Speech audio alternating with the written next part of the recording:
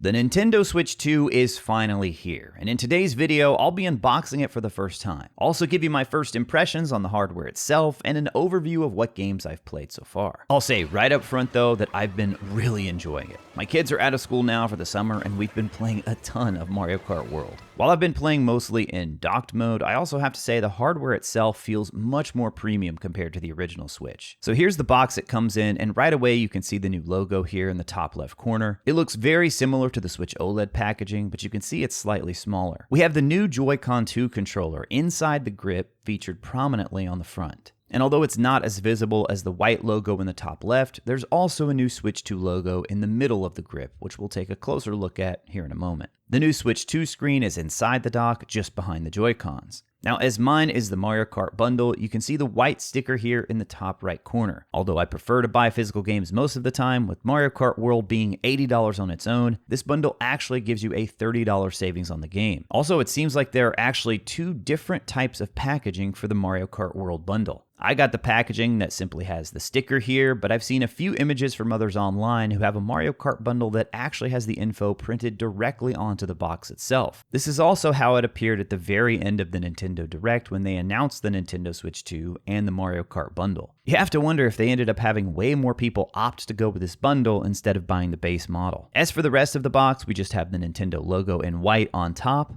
Moving to the left side of the box, we have the Switch 2 logo at the top, along with an image of the console being played in handheld mode. On the back, we have the logo featured front and center this time, with the Switch 2 being placed into its dock. Then on the other side, we again have the new logo, but here we have gamers playing in tabletop mode with the new Joy-Con 2 controllers. On the bottom of the packaging is where you'll find your serial number, as well as information about what's included. We can see here that each box should include the console, the left and right Joy-Con, an AC adapter, a USB-C charging cable, the Switch 2 dock, the Joy-Con 2 grip, Joy-Con 2 straps, one for each Joy-Con, and then an ultra high-speed HDMI cable. So with that, let's go ahead and open it up for the first time. Now, after peeling back the sticker, we can open up to the inside flap. Nintendo gives us instructions here to plug the console into a power outlet as the very first step before going through the setup process. There's also some information letting us know the Joy-Con 2 controller batteries will also charge when they're attached to the system, and of course it's plugged into the AC adapter. Over on the right side, just below the console's serial number, is information on how to detach the new magnetic Joy-Con 2 controllers. This is a bit different than how it was on the original Switch, so definitely good to make note of that. And lastly, it tells users that pressing the power button will put the Switch 2 into sleep mode if it's on, or wake the system if it's off.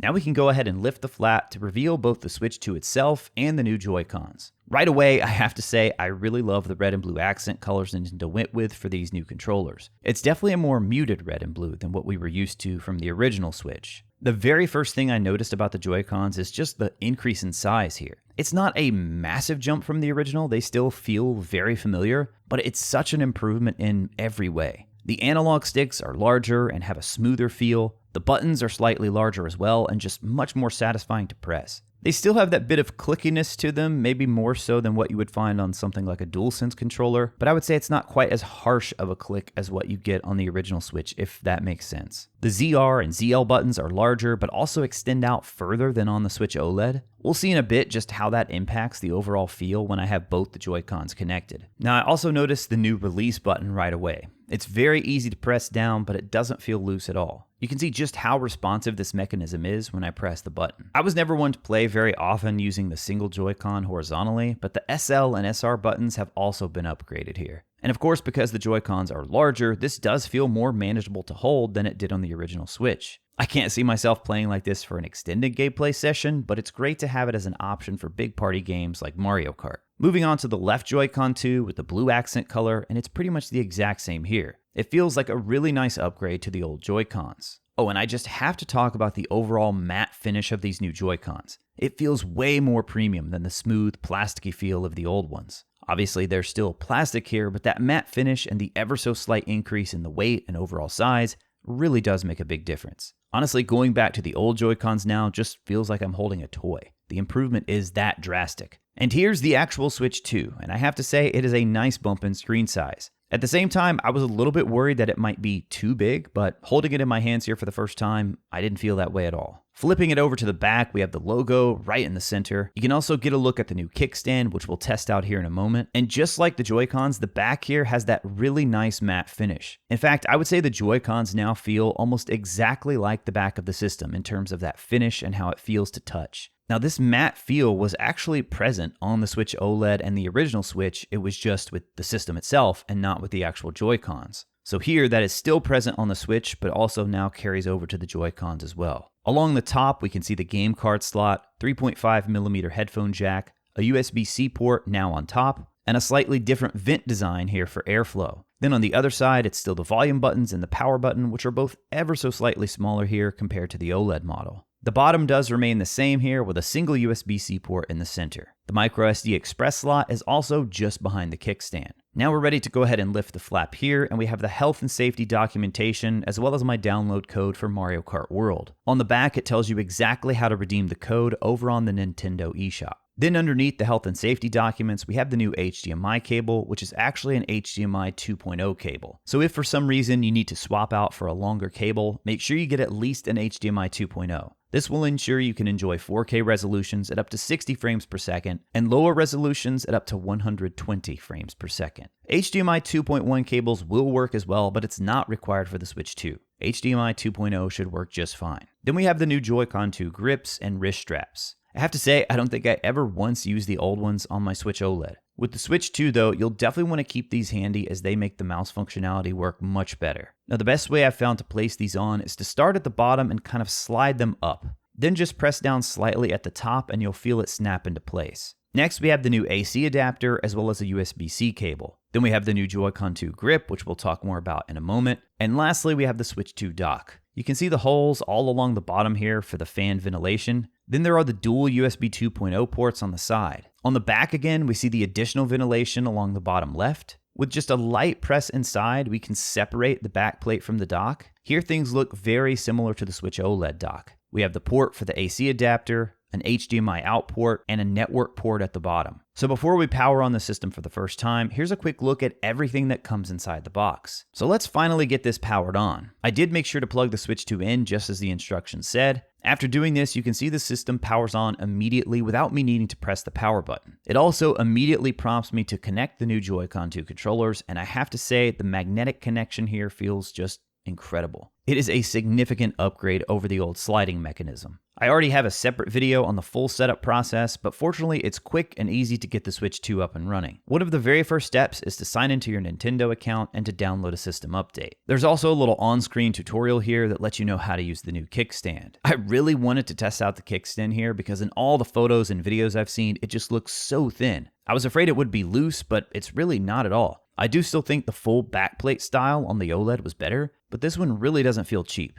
It has a great travel distance with a nice firm resistance so it can hold in many different positions. Now, if you have kids who are going to use the Switch 2, I would be very careful here. We just don't know how this will hold up over time. Because it's so thin, I could definitely see it breaking with just enough force at the right angle. That being said though, it is absolutely stronger than I expected it to be. So back to the setup process here, the Switch 2 tells you how to disconnect the Joy-Cons by pressing the release button. It does take a decent bit of pressure, but then you can feel them separate slightly from the Switch 2, and from there they're relatively easy to pull free. We're now prompted to use the Joy-Con grip and to have the system in tabletop mode as we navigate through the system transfer. I brought all the information over from my OLED Switch and the whole process took me less than 15 minutes. Now speaking of the OLED, let's talk about the screens here. I've gotten so used to OLED displays over the past few years as that's what I have on my TV, my iPhone, and of course my Switch OLED. So just my immediate thoughts on the Switch 2 display here without looking too closely or over-analyzing is that the new display here really does look quite good, even though it's LCD. It's bright and colorful, and even right next to the OLED, it didn't feel like a massive downgrade in screen quality. Of course, I do still wish it was OLED for those deep black levels and even more vibrant colors overall, but one enormous advantage for the new display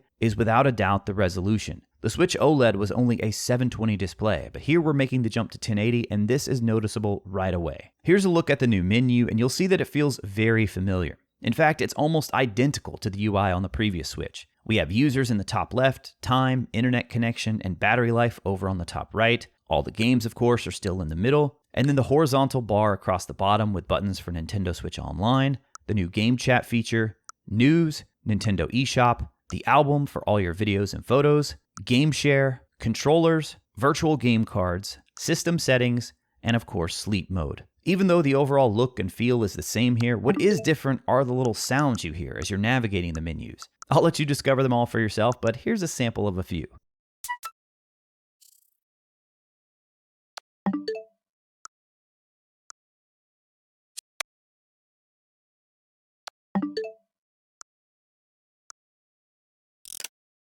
Let's talk about how the system feels to hold versus the OLED model. You have to remember we're dealing with a larger system overall, so there is a bit more weight to it, although I don't think it's too heavy. In fact, I think it feels a little bit more premium because of that extra heft. Now, because the Joy-Cons are larger and also have those extended ZL and ZR shoulder buttons, I do think it feels way more comfortable to hold compared to the old Switch. I still wish there was a bit more to hold onto down in the palm area just so it would feel more like a traditional controller, but I do think it is quite a step up here. I'm still a bit on the fence as to whether or not I'm going to buy another grip like the one from Satisfy. But going into this, I was just so sure I was going to need one. The fact that I'm even considering not buying one should tell you how much more comfortable this system is. All that being said, I far prefer playing with a Pro Controller in docked mode opposed to handheld mode. And fortunately, I can still use my Tears of the Kingdom Pro Controller here on the Switch 2. That is absolutely how I've been playing the most so far, so while it is more comfortable in handheld mode, I also haven't had time to truly put it through its paces just yet. Now, when it comes to connecting controllers though, one thing I did not realize is that even though the old controllers will work on Switch 2,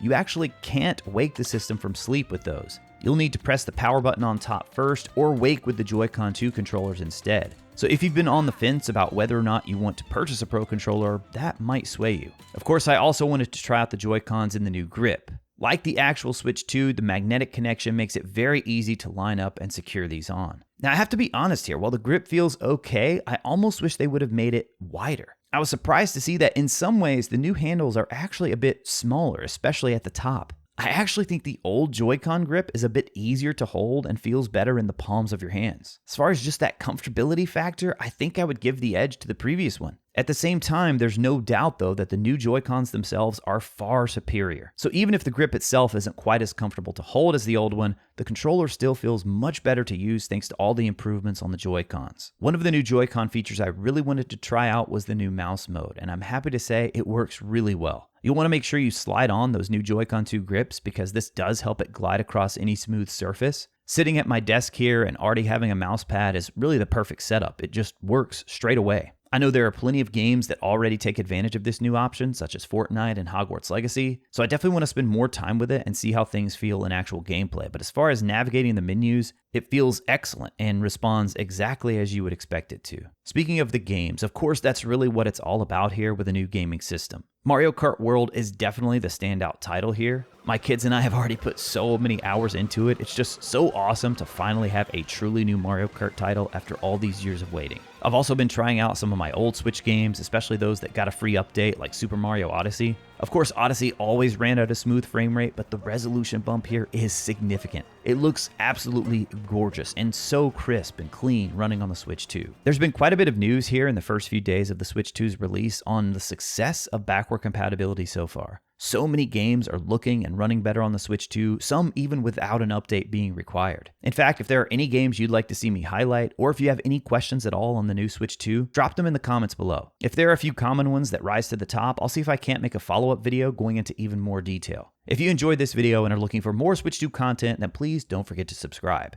And if you want to see my full guide on transferring data easily and safely from the old Switch to your Switch 2, then you can check out the video over on the left side of your screen now. As always, thank you all so much for watching. I'll talk to you again soon.